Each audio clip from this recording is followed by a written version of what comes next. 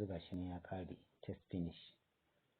To yanzu gashi nan ya jero abubuwa da dama, za ka dube shi yanzu za ka ga wanda wannan gashi nan 94.07 ms 192 MB 192.25, sai ka dubi wannan yawa.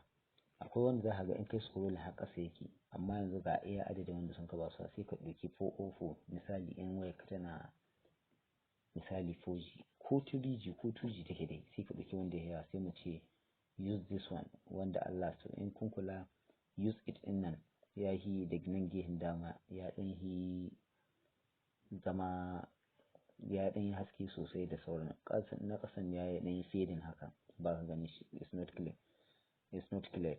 Sai ka taɓa wannan na mai 404.75 ms save DNS, sai ka taɓa shi use it. Idan ka ce use it shikenan sai ka danna start, shikenan yanzu gashi nan. Bari mu shiga YouTube ku ga yadda abun yake. Yanzu gashi nan mun shigo YouTube, da ka taɓa bidiyo za ka ga